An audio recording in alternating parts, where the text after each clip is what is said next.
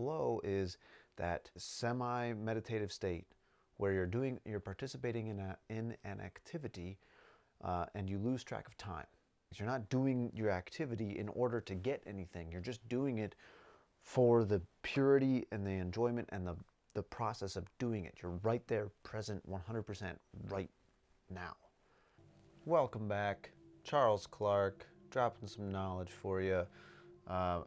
This is part of the Pegasus Shift. It's how do you operate your business and life through universal principles that help make success more effortless, in a sense. All right, so for this episode, we're going to talk about flow and accomplishing a meditative state through alternative methods. More and more, so in the Map of Consciousness video that's going to be coming next, I think I might do that one just next because it'll just be easier for reference. But you can see that the emotion of joy is one of the highest emotions that we can accomplish without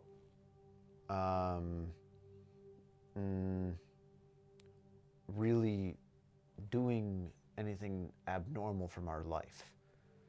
You know, like, to accomplish a sense of joy is normal. We've all felt joy before. It's that childhood joy, or of pure appreciation and joy and presentness and love and absolute, like, we've all experienced that because we lived like that part of the time when we were kids, when our emotions were pure. And so if we connect back to what I was talking about earlier with flow is that it's a semi-meditative state where you're participating in an activity and you lose track of time. You're not weighed down by any of the things that were in your mind, that, like all the stresses of your life. You're not focusing on those things. You're not doing your activity in order to get anything. You're just doing it for the purity and the enjoyment and the process of doing it. You're right there, present 100% right now. Like even right now, for me, I'm a bit more in flow than I am when I'm not. Just because this is one of my flow activities, and where I'm disseminating information into a digestible, hopefully, it's digestible for some of you, manner. But so this is fun for me. This is fun. I feel more energized from talking about this and trying to teach this stuff than when I'm just sitting on the couch, right? I'm getting more and more into a flow state myself. So whatever that flow state is for you, maybe it's kayaking, but maybe it's also like doing your job. But that's where, however you can accomplish that flow state, one of the things that it's connected to is how we feel play. So some of the things that we tend to, oftentimes in life, when a person's trying to figure out what they should do for a living, they end up looking towards something, usually, that's related to something that they did for play once upon a time. Something that they had fun doing. They had a lot of fun doing it, and they're like, I want to do more of that. So you want to learn more about it. For some people, it was like in the book, The E-Myth, it was he tells the story of this woman named Sarah, who she started up a pie shop, a pie bakery, and her first story of motivating reason why was because when she was a kid, her mom would take her into the kitchen and teach her how to make pies. And they would make pies together. And the entire process was a joy for her. She loved it. And she wanted to start a pie shop so that way she could feel closer to her mom.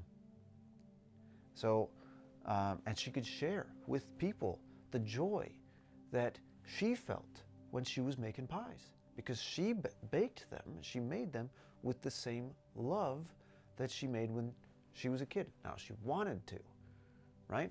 Then all the stresses of starting a business came on, right? and that's when it stopped being fun for her. That's a whole different thing. Okay, so to stay on this video, what is your play activity? How is it that you can get yourself into flow? There's this book that I'm holding. It's called Play, and How It Shapes the Brain, Opens the Imagination, and Invigorates the Soul by Dr. Stuart Brown. And what I want to talk about here, something he talks about in this book that was so fascinating, is the idea of a play personality. That there are different play personalities that everybody has, and where some people are drawn towards different types of activities of play. Not all types of play are the same, right? Some people are really drawn towards athletic sports ball. Some people are drawn towards immersive storytelling. And he identifies the different play personalities. In his research, he identified the types of different play personalities that people most often align with. And usually people have like a primary and a secondary, and so people can have different types of play. You can play in all of the categories, but there are going to be a couple that are the most nourishing for you. Oh, and yeah, it says right here, the work that we find most fulfilling is almost always a recreation and extension of youthful play.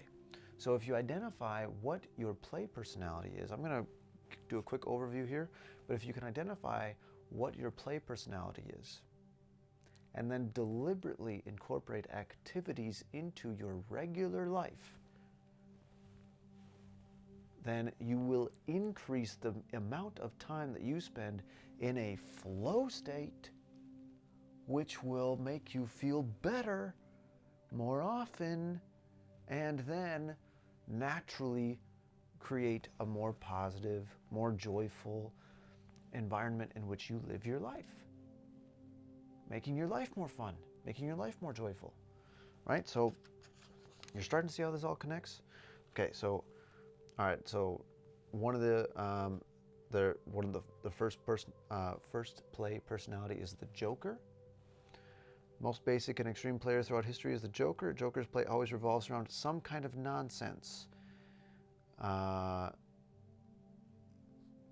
So, like the class clown, as an example. Practical jokes, class clown. There you go, the Joker. Kinesthete. Kinesthetes are people who like to move, they need, as in the words of Sir Ken Robinson, need to move in order to think. This category includes athletes, but also people who find themselves moving through dance or swimming or walking. Kinesthetes naturally want to push their bodies and feel the result. Then there's the explorer. Each of us started our lives by exploring the world around us. Some people never lose their enthusiasm for it. Exploration becomes their preferred avenue into the alternative universe of play. Exploring can be physical, literally going to new places. It can also be emotional, searching for a new feeling, or deepening of the familiar through music, movement, flirtation.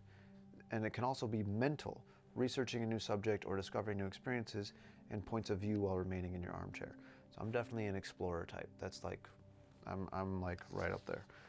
There's the competitor, person who breaks through into euphoria and creativity of play by enjoying a competitive game with specific rules, and enjoys winning, enjoys playing to win.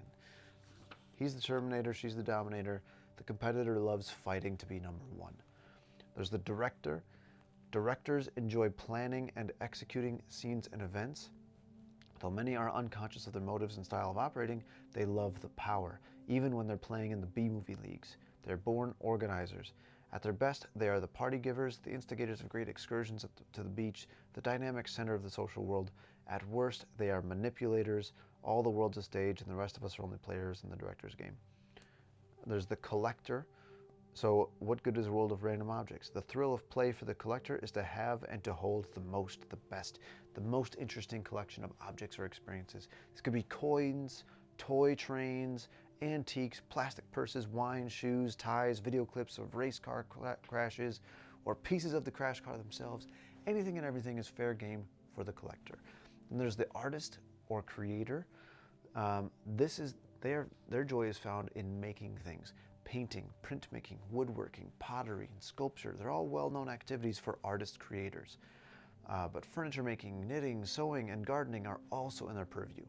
Artist creators may end up showing their creations to the world and even selling them for millions, or may never show anyone what they make. The point is to make something beautiful, something functional, something goofy, or just to make something work. And then you have the storyteller. For the storyteller, the imagination is the key to the kingdom of play.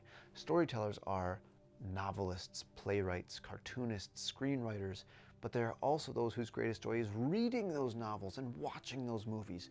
People who make themselves part of the story, who experience the thoughts and emotions of characters in the story.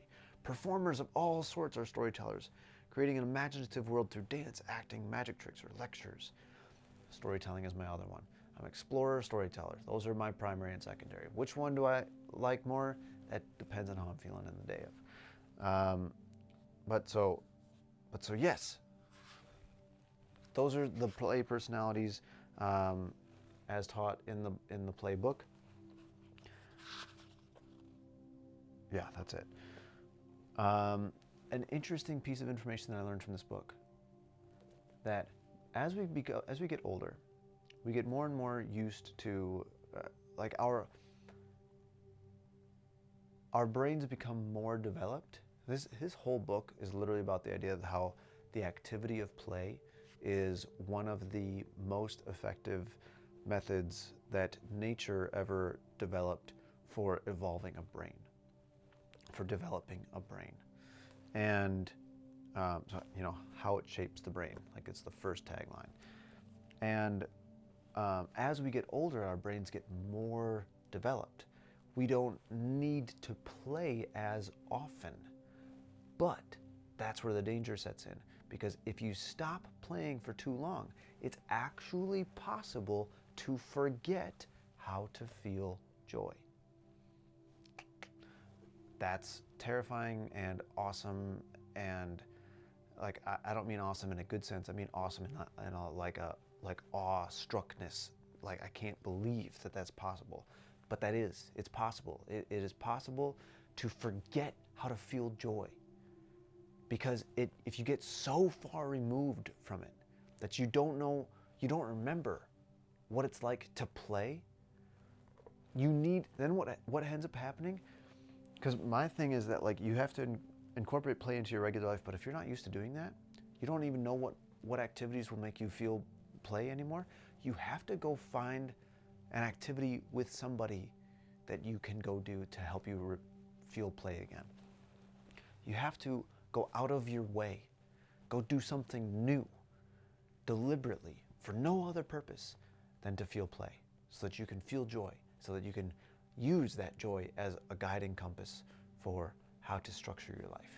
All right? So I'm going to talk a little bit more about that in the next video here. But so identify your play personality, and then once you have a clear picture of your play personality, it's imperative that you start prioritizing time in your regular life to play, to activate that play personality, to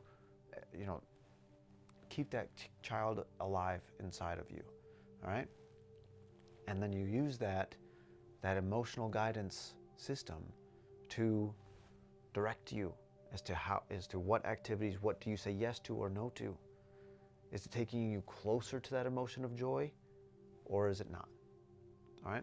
So in the next video,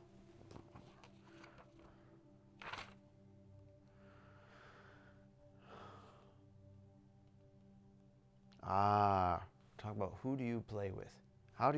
So the feeling of joyful play is best experienced with your tribe. All right? So we're going to talk about tribes next.